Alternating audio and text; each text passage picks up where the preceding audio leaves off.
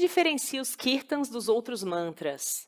Em qual língua devemos pronunciar, vocalizar os kirtans? Qual é o objetivo dos kirtans? Este é o Daniel Toné. Esta é a Carla Darkanshi e você, nosso convidado, para pegar uma carona na Kombi do Yoga e viajar conosco rumo à expansão da consciência.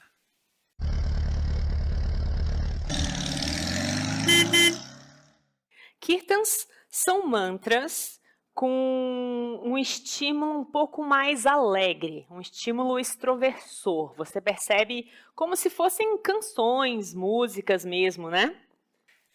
Kirtan diferencia bastante do Japa, que foi a nossa aula anterior. Aliás, nessa sequência nós já estudamos o que são mantras, estudamos o mantra Om, o Omkara e o Pranava, estudamos os Japa mantras e agora Kirtans.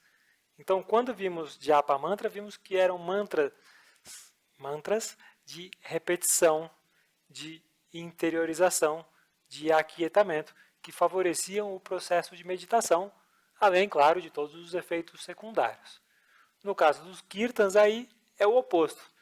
Ao invés de aquietamento e introspecção, os kirtans promovem extroversão, promovem um impulso rajásico, ou seja, um impulso de aumentar a vibração ao invés de abaixar, de interiorizar, como é o caso dos Japa mantras. Uma das traduções de kirtans é celebração. Então, quando você está fazendo o kirtan, você pode pensar assim que você está numa festa, celebrando, se divertindo, né? Então, esse lado de mantra é muito legal porque ele traz uma certa, eu diria liberdade, eu diria felicidade. Aí aqui assim, a gente está energizando, deixando a pessoa mais para cima mesmo. É também uma celebração do absoluto. Em aulas anteriores nós já vimos que o absoluto, a energia fundamental, o poder de criação do universo, pode se manifestar de várias formas diferentes. Uma dessas formas de manifestação é por meio das divindades, por meio dos devas e das devis, dos seres mitológicos que simbolizam, que representam o absoluto. Então, quando você repete os nomes de divindades, você está celebrando o absoluto, e esse é um dos objetivos de Kirtans.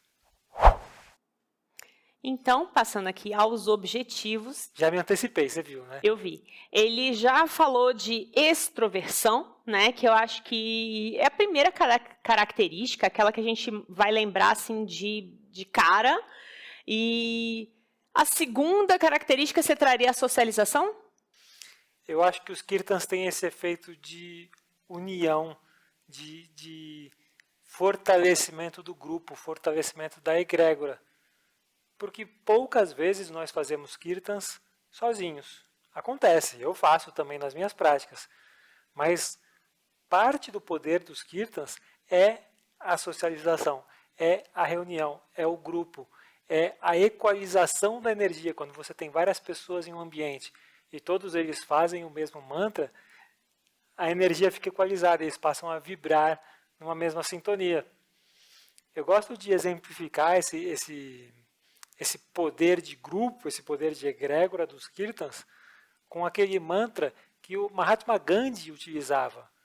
Naquela luta pacífica pela independência da Índia, Mahatma Gandhi escolheu um mantra, escolheu um Kirtan, e por meio desse Kirtan ele conseguiu ainda mais união em torno da ideia nacionalista dele, que era o Raghupati Raghavarajaram Patitapavanasitaram Raghupati.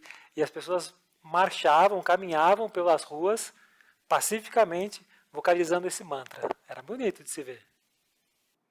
Me lembrou um pouco das coisas que a gente faz em colégio, né? Até coisas políticas, que você vai numa brincadeira, numa gincana, todo mundo cantando junto, né? Isso dá uma energia para o pessoal continuar, persistir mais tempo, né? Se movimentar, trio elétrico até, se movimentar através da música, né? Então é uma ligação bacana. Cantar junto cria esse laço, né? Cria essa ligação. Outro objetivo importante dos kirtans é a conexão e a identificação com o objeto daquele mantra, o objeto daquele kirtan. Quase que a totalidade dos kirtans repetem nomes ou feitos de personagens mitológicos ou de mestres, gurus, professores, forças da natureza, enfim. O kirtan pode ser feito como uma forma de você criar uma identificação, criar uma conexão. Por exemplo, um mantra dedicado a Shivananda. Om Shivananda Guru Satchitananda, Om Shivananda Guru Satchitananda, Om Shivananda Guru Satchitananda, Om Shivananda Guru Satchitananda. Ou seja, Om, que é o absoluto, Shivananda Guru, o mestre Shivananda, que é a própria verdade, consciência e felicidade. Então, quando você vocaliza esse mantra com o objetivo de criar a conexão com Shivananda, você estabelece ali uma via de mão dupla, uma relação de proximidade. Você consegue, inclusive, assumir parte das características de Shivananda. Você se aproxima. E eu dei o exemplo de um guru, mas poderia ser de Shiva. Om Namah Shivaya, Om. Você pode fazer esse mantra com a intenção de se conectar com o Deva Shiva, no caso. E um outro objetivo dos kirtans é o objetivo de adoração, puja, louvor, né? Aqui fica com aquela característica um pouquinho mais espiritual, uma coisa um pouquinho além, né? Um absoluto, realmente. Como, por exemplo, o Mahamantra, né? Que ele é feito, inclusive, por anos e anos nos ashrams, etc. para não haver aquela interrupção. Qual é? Hare Rama, Rama Rama, Hare Hare, Hare Krishna, Krishna Krishna, Hare Hare. Você provavelmente já ouviu com melodias diferentes. Existem inúmeras melodias desse que é o Mahamantra. E note que essa questão da homenagem, ela se assemelha ao objetivo da conexão e da identificação. Só que tem uma questão aqui. No processo de conexão e identificação, não é uma questão de manifestação de gratidão. No processo de conexão e identificação, você quer ali estabelecer uma relação com o objeto do mantra. Por exemplo, Om Shivananda Guru Satchitananda. Eu dei o exemplo que eu queria me conectar com o Shivananda, me aproximar dele. Mas eu posso usar o mesmo mantra, o mesmo kirtan, como uma puja, como uma oferenda, como uma homenagem, como um louvor, como a Carla mencionou. Então eu não estou querendo assumir características de Shivananda. Eu estou sim homenageando este grande mestre, este grande mestre.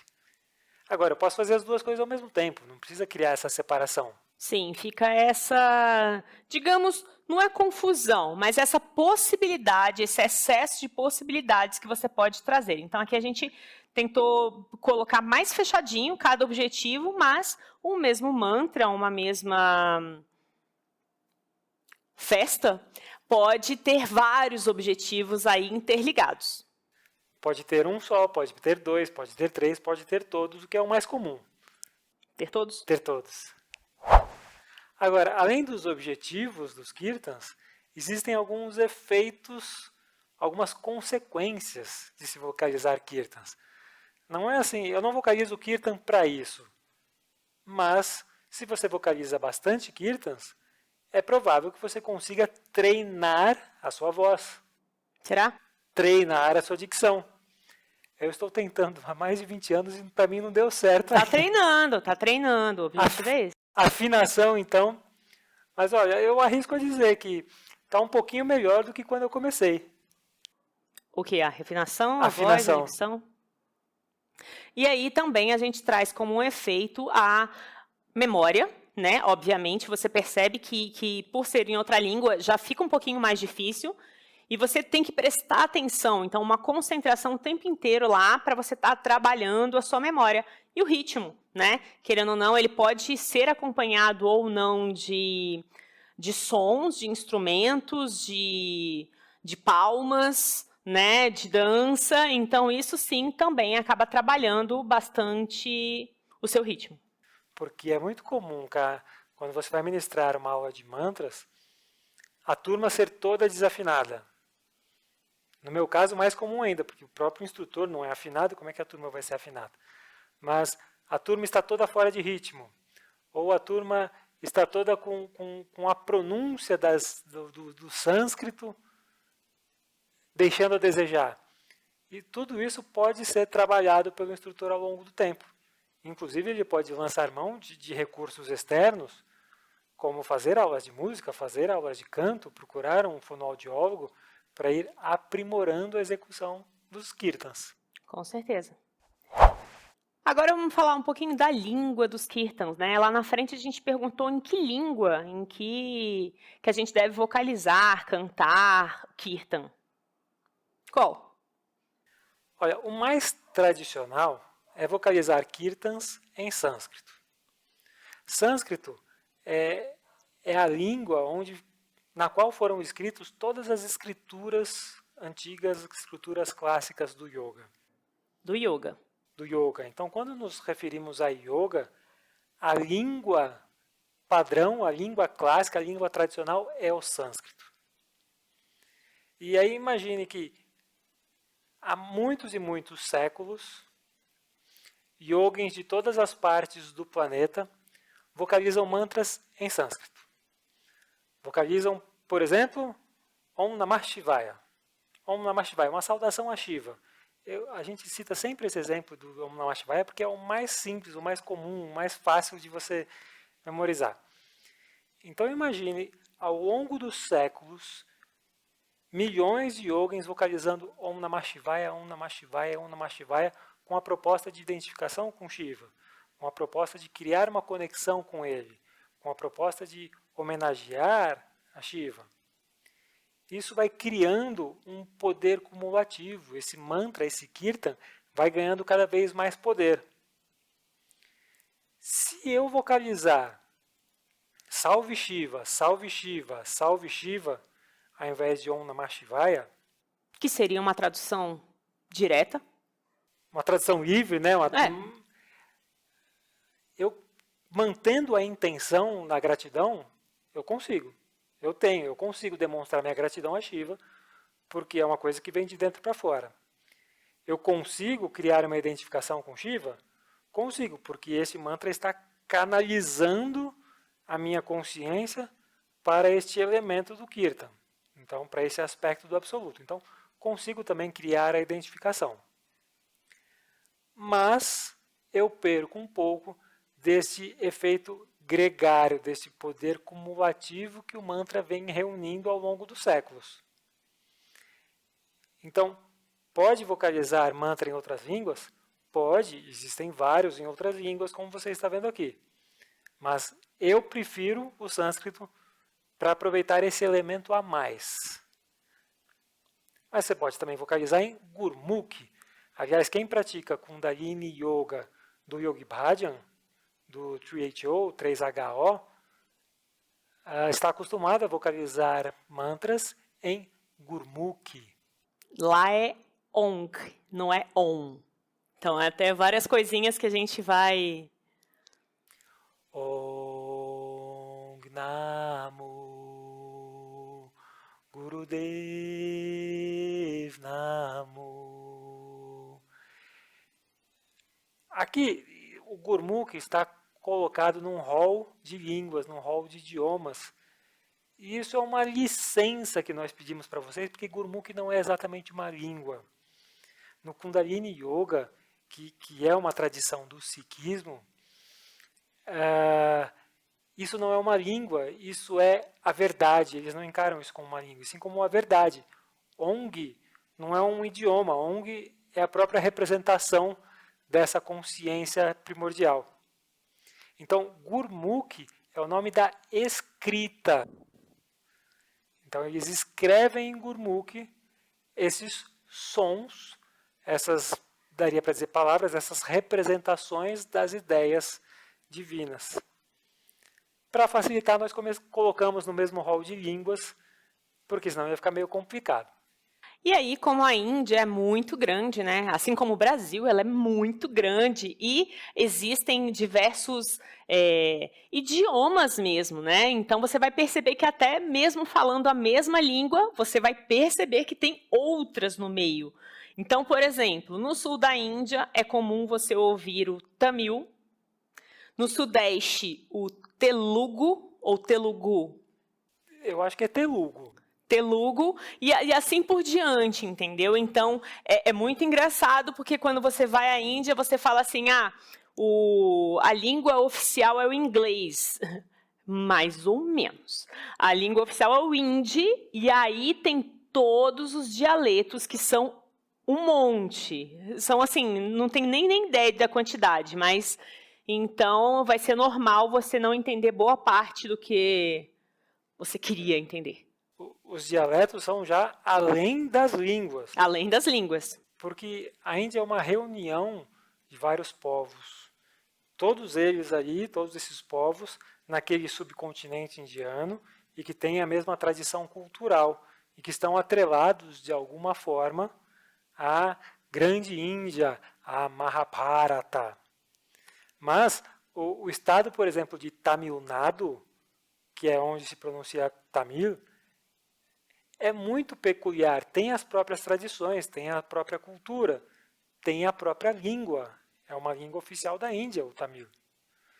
E assim como o Tamil Nadu, que foi um exemplo, muitos outros estados são assim. O Rajastão, o Uttar Pradesh, Madhya Pradesh, e até me foge aqui, são N estados lá na Índia, cada um com uma cultura muito particular. Então, é muito comum que naquele estado as pessoas saibam falar Tamil, as pessoas saibam falar Hindi e as pessoas, algumas, saibam falar inglês. Inglês é a língua oficial na Índia para as escolas e universidades. Então, o ensino na Índia é em inglês. Das escolas particulares, né? Das públicas já não tem o inglês. Agora eu não sei a partir de qual nível. Sim. Se é segundo grau, se é só terceiro grau, essa informação não lembro. Então, o inglês deles é um Indienglish, entendeu? É bastante peculiar e muito interessante. Agora, voltando aqui para a língua dos mantras, além dessas línguas oficiais da Índia, existem mantras também em línguas ocidentais, em inglês, em espanhol, em português. Em espanhol eu adoro aquele do Kundalini, né? Kundalini Yoga também. Como que é? Que el eterno sol te ilumine y la luz te rodee y el amor te rodee.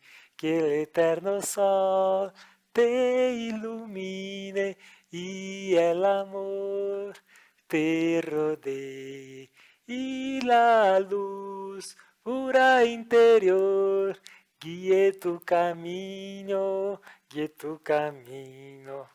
É uma musiquinha. Eu não sei o que é pior, se é o meu sânscrito ou se é meu espanhol. Que você encontra boa parte desses mantras que a gente está falando no YouTube, no Spotify. Sim. Então, é bem fácil hoje em dia encontrar.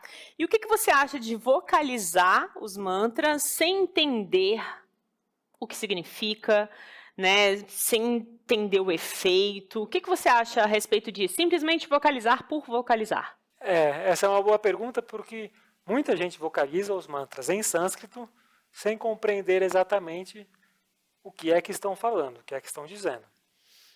Eu acho que quando você vocaliza o mantra assim, você tem sim aquele efeito de extroversão, porque é um efeito físico, é um efeito biológico, fisiológico.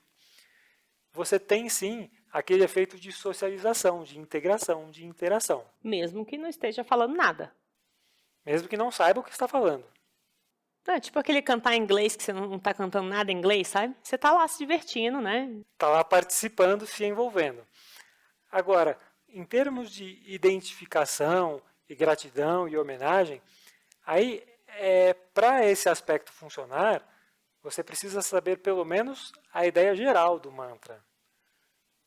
Então, um exemplo, Juta Jatame Gangadhari Trishuladhari Dhammaru Bhajave Dhammadhamada. Eu estou vocalizando vários nomes diferentes de Shiva.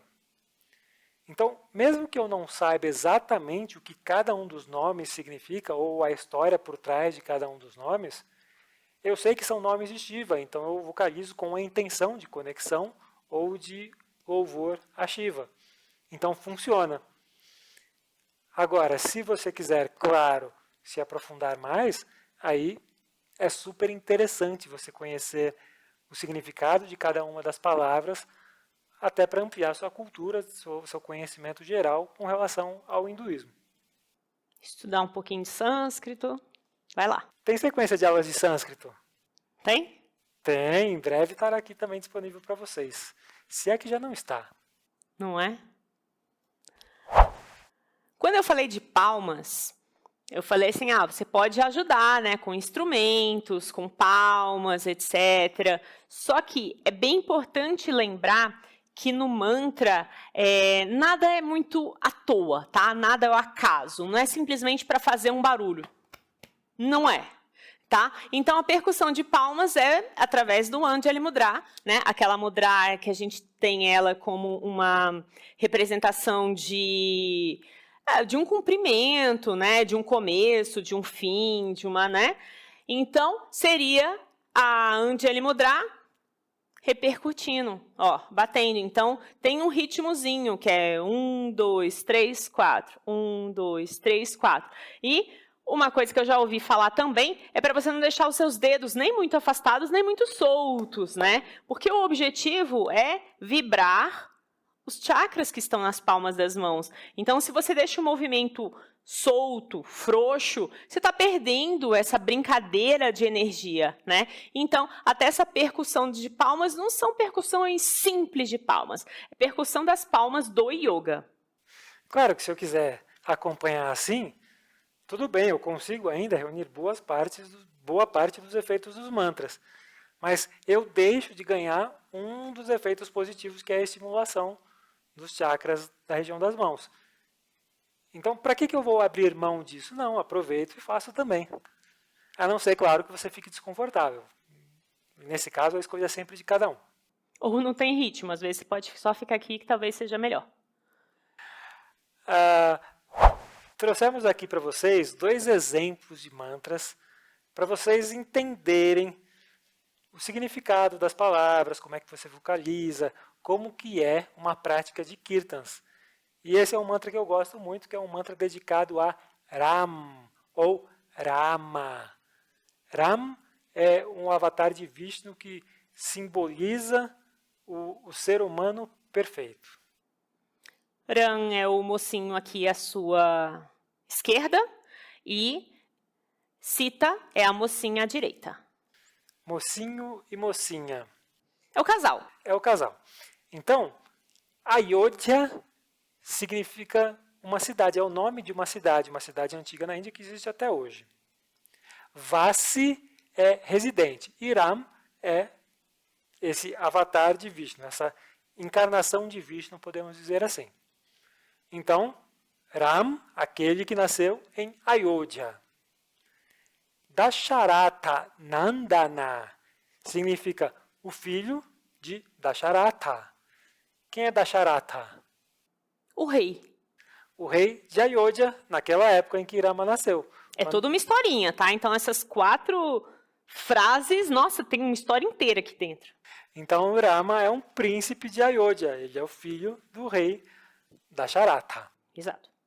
E aí, Patitapavana quer dizer o purificador dos derrotados, dos caídos, daqueles que estão para baixo. Então, Patitapavana. Janaki Jivanasita Mohana. Janaki é a filha de Janaka, que também é um rei de outra região. Então, Janaki é a própria Sita, que é uma princesa. Que é a mocinha aqui ao lado do Urão. Que é a mocinha. Sita é o nome dela, Mohana é atraente. Então, nós poderíamos traduzir esse trecho mais ou menos como que aquele que é inspirado pela beleza de Sita, filha de Janaka. Tem que lembrar aqui também que Divana é vivificante, é inspirador, e a Sita, ela é uma das divindades, obviamente, então ela é uma Devi, tá? É esposa do Ram, e aí o que o Daniel falou, Mohana atraente. Você pulou uma fase do seu mantra. É porque, para traduzir o mantra, não dá para você fazer palavra por palavra e seguir essa mesma ordem. Né? Então, você tem que entender o contexto e colocar um pouquinho também de interpretação. Tá bom. No geral, podemos dizer que Ram, príncipe de Ayodhya, filho do rei Dasharatha, aquele que purifica os caídos, aquele que é inspirado pela beleza de Sita. Vamos fazer em formato pergunta e resposta para eles verem como é? Tá. Eu sou segunda voz, hein, gente? Ayodhyavasi Ram Ram Ram Dasharatha Nandanaram. Ayodhyavasi Ram Ram Ram Dasharatha Nandanaram. Patita Pavana Janaki Jivanasita Mohanaram. Patita Pavana Janaki Jivanasita Mohanaram. Ayodhyavasi Ram Ram Ram Dasharatha Nandanaram. Ayodhyavasi Ram Ram Ram Dasharatha Nandanaram. Patita Pavana Janaki Jivanasita Mohanaram. Patita Pavana Janaki Jivanasita Mohanaram. Sita Mohanaram. Eu adoro fazer mantras. Eu me sinto muito bem quando vocalizo mantras. A Carla nem tanto. Não se sente bem ou não gosta muito? Os dois. É um dos dois. Agora o mantra... Isso quer dizer que você está super à vontade para vocalizar ou não nas suas práticas. Sim. Isso é importante. O yoga tem tantas ferramentas, mas tantas ferramentas, que você pode perfeitamente abrir mão de várias delas e ainda assim conseguir uma evolução excelente. Agora sim, Chandrashekaraya. Chandrashekaraya. É mais um daqueles mantras que repetem nomes de Shiva, que repetem nomes do Absoluto, o que caracteriza o próprio mantra do tipo Kirtan. Chandrashekaraya é aquele que porta uma lua na cabeça. Existem várias histórias que... Chandra é lua, vocês lembram, né? Isso, que explicam por que Shiva tem uma lua na cabeça. Uma das histórias diz que Vishnu enfeitou Shiva para o seu casamento com Parvati. E aí colocou a lua na cabeça de Shiva para que ele pudesse agradar a família da noiva. E funcionou. E então Chandrashekaraya é aquele que porta uma meia lua na cabeça. Namar, Om. Om é o absoluto, Namar é a saudação. Então, o Om, como vocês já devem ter percebido, está presente em vários kirtans, vários mantras. E ele sempre deve ser evidenciado, tá? Então, sempre que houver um Om dentro de uma palavra, dentro de uma frase, de um mantra, é legal que você dê força a esse Om, tá? Ele não é segunda voz, não. Ele vai virar meio que primordial ali. Gangadharaya. Gangadharaya. Gangadharaya é aquele que permite a fluidez da deusa Ganga, do rio Ganges. E isso tem relação com aquela lenda de que, atendendo preces e orações, a Ganga resolveu descer dos céus para o nosso planeta na forma de um rio. Só que Ganga é tão poderosa que destruiria todo o planeta com a sua força. Então Shiva se ofereceu para absorver o impacto, absorver essa força de Ganga e permitir que ela então escorresse pelos seus cabelos e aí fluísse pelos Himalaias. Então, Gangadharaya Namaon. Salve Gangadharaya. Salve aquele que permitiu que Ganga fluísse. Você pode ver nessa imagem que tem uma mocinha aqui em cima da cabeça do Utajati, do Shiva, que é a Ganga, a deusa Ganga que está cuspindo água. Então, ela está enchendo o rio Ganges. Eu nem vejo daqui. Tem a imagenzinha dela soprando aguinha? É excelente, é isso mesmo. É ela escorrendo pelos cabelos de Shiva. Hari. Aqui, atenção. Hari é removedor. Ele pode ser o removedor de ilusões, o removedor de obstáculos, Shiva. Mas também pode ser Vishnu, o removedor. Então, em alguns mantras, Hari ou Hare vão significar Vishnu. Em outros mantras, Hari vai significar Shiva. Nesse caso, Hari, Hari, Haraya é o removedor e o destruidor. A destruidor é muito característico do Shiva e realmente fica com ele, esse Hari. Lembra da trindade hindu? Brahma, Vishnu, Shiva, o criador, o mantenedor e o destruidor, que é Shiva. E depois Shiva, Shiva, Shivaya Namaon. Então veja que ele está repetindo nomes, aspectos, identidades do próprio Shiva. Bora vocalizar? Vamos. Pergunta e resposta também? Sem grandes agudos. Quer começar você? Não. Chandrasekharaya Namaho. Chandrasekharaya Namaho. Gangadharaya Namaho. Gangadharaya Namaho. Hari Hari Haraya Namaho. Hari Hari Haraya Namaho. Shiva Shiva Shivaya Namaho. Shiva Shiva Shivaya Namaho. Chandrasekharaya Namaho. Chandrasekharaya Namaho. Gangadharaya Namaho. Gangadharaya Namaho. Hari Hari Haraya Namaho. Hari Hari Haraya Namaho. Shiva Shiva Shivaya Namaho. Shiva Shiva Shivaya Namaho. Shiva Shiva Shivaya Namaho. Shiva Shiva Shivaya Namaho. Shiva Shiva Shivaya Namaho.